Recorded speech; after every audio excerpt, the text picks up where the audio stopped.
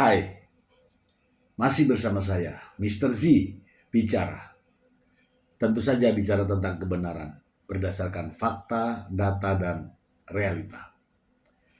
Teman-teman, hari ini ya, Selasa tanggal 15 Juli 2025 adalah sidang keempat kasus terkait dengan tindak pidana pemerasan dan juga pencucian uang yang dilakukan oleh Nikita Mirzani. Kemungkinan besar ya banyak yang menyiarkan secara langsung sidang yang memasuki tahapan yaitu putusan selah.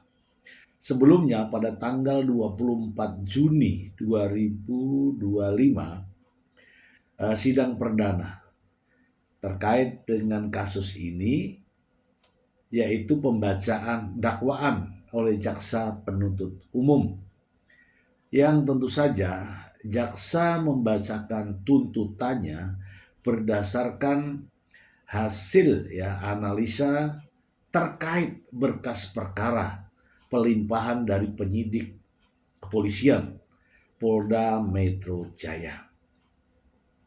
Kemudian pada tanggal 8 Juli 2025 sidang kedua yaitu pembacaan eksepsi, yang tentu saja ini semua adalah hak daripada terdakwa. Dari eksepsi pihak terdakwa yang dibacakan oleh sang pengacara sepertinya menolak semua dakwaan dari jaksa. Nah, pada sidang ketiga pada tanggal 8 Juli 2025 kemarin, jaksa penuntut umum dalam argumentasinya memberikan tanggapan atas eksepsi yang dibacakan oleh pengacara Nikita Mirzani, yaitu menolak semua eksepsinya ya berkaitan dengan kasus pemerasan dan juga tindak pidana pencucian uang.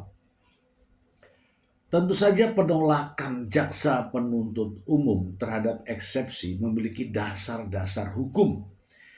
Mengapa?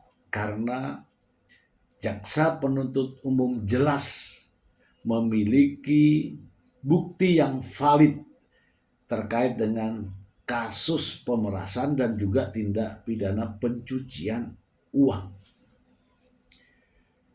Dan saya ingin belajar bersama-sama melihat bagaimana kondisi situasi persidangan. Dan hari ini teman-teman adalah sidang putusan selah dari majelis hakim. Teman-teman, mungkin teman-teman juga masih ingat ya bagaimana sikap, perilaku, dan juga pernyataan Nikita Mirzani dalam sidang pertama terkait dengan dakwaan jaksa.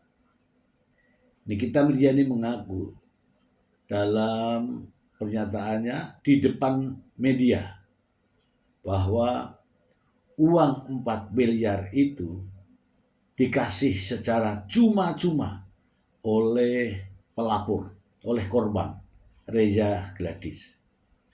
Kemudian dalam sidang kedua pada saat eksepsi, Nikita Mirzani menyatakan bahwa uang itu adalah hasil kesepakatan bisnis. Dan Nikita Mirzani juga memohon kepada Presiden agar peradilan di Indonesia dibenahi. Nikita Mirzani merasa dizolimi. Bagaimana perasaan Nikita Mirzani di ruang atau rumah tahanan Pondok Bambu sebelum menghadapi sidang yang kemarin. Apakah Nikita Mirjani merasa sedih? Ataukah sebaliknya, Nikita Mirjani begitu bahagia? Mari kita lihat bersama-sama.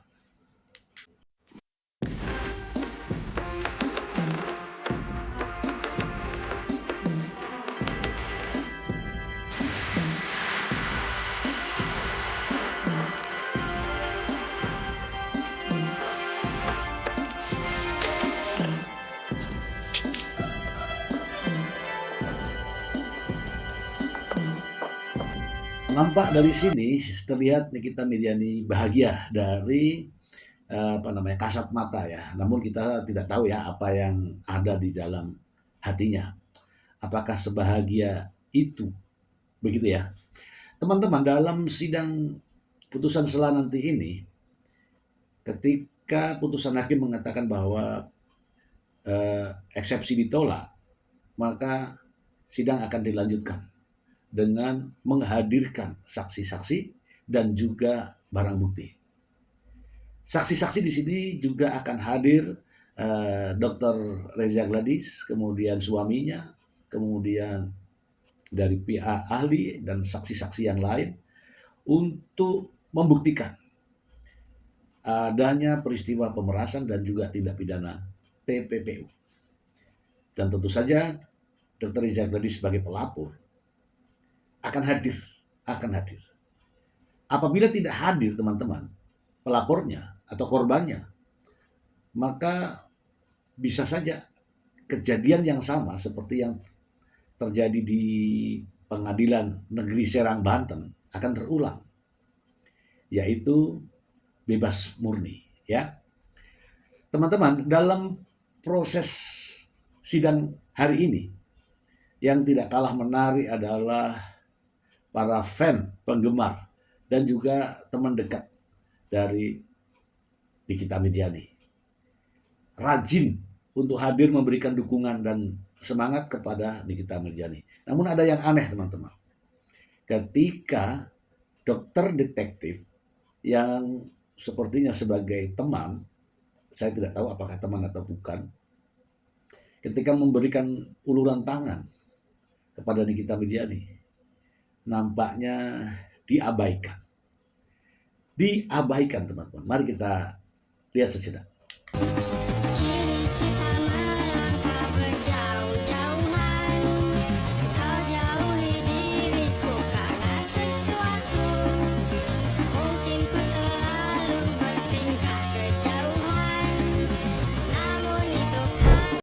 Sambil jelasin kapan Bang? Bisa sambil jelasin Bang? Ya, jadi ini adalah ada tanggalnya, ini tanggal 27 bulan 11. Jadi tanggal 27 bulan 11 ya, seorang doktif atau dokter Samira itu pergi ya bersama dokter Mufid ke salah satu cabang Starbucks yang ada di Cilegon, dan di situ dia meminta uang sejumlah 2 juta dolar Singapura atau lebih kurang 20 miliar lebih. Bung Deddy Corbuzier, fokus ngomongin di RL nih. Tidak ada manusia kebal hukum di negara Indonesia ini. Apa yang dikatakan Deddy Corbuzier, seorang di RL ini kebal hukum, ya luar biasa guys. Kita lagi fokus ngomongin di RL. Tidak ada manusia kebal hukum di negara Indonesia ini. Seorang di RL ini kebal hukum, ya Tidak ada manusia kebal hukum di negara Indonesia ini. RL ini kebal hukum, Tidak ada manusia kebal hukum di negara Indonesia ini. RL ini kebal hukum, Tidak ada manusia kebal hukum di negara Indonesia ini. RL ini kebal hukum. Tidak ada manusia kebal hukum di negara Indonesia ini.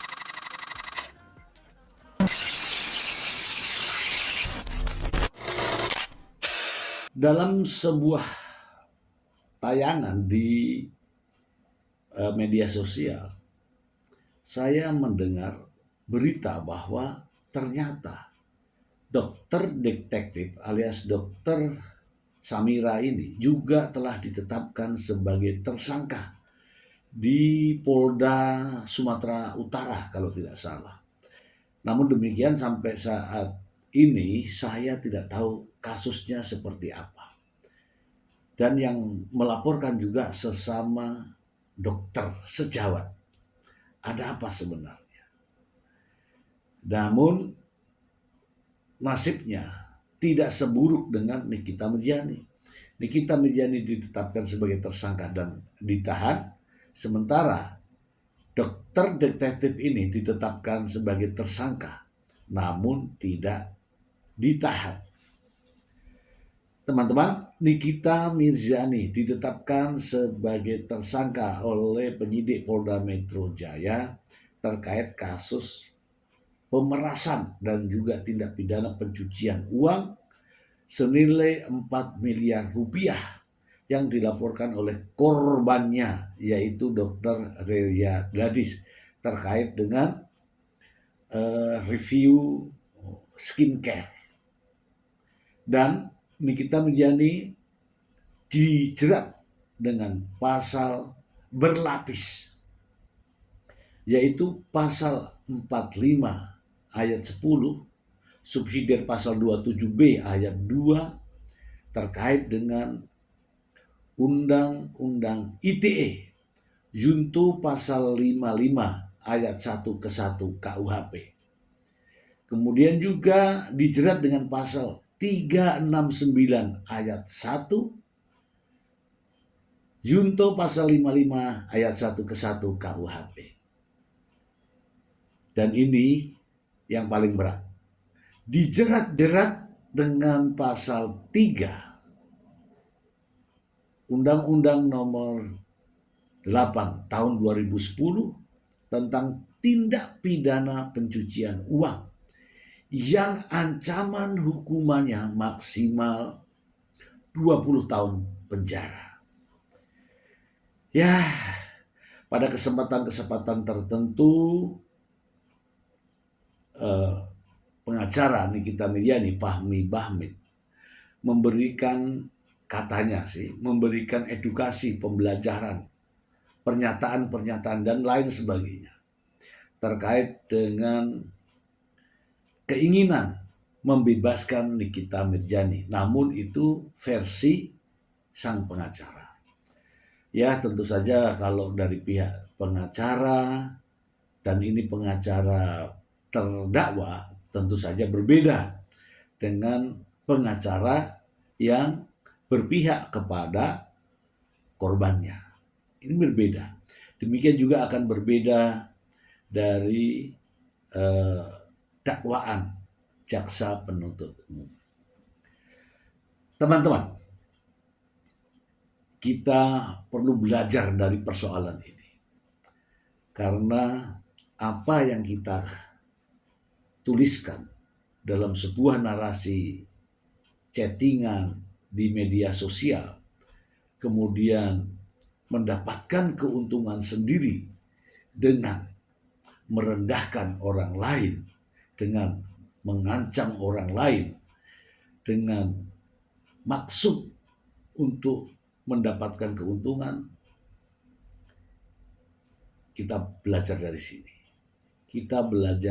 sini. Ternyata itu adalah perbuatan pidana. Kita saksikan secara live dari berbagai media sosial terkait dengan sidang, ya, putusan sela ini yang akan diputuskan oleh hakim hari ini. Ini saja informasi untuk teman-teman semua. Semoga bermanfaat. Terima kasih. Bye.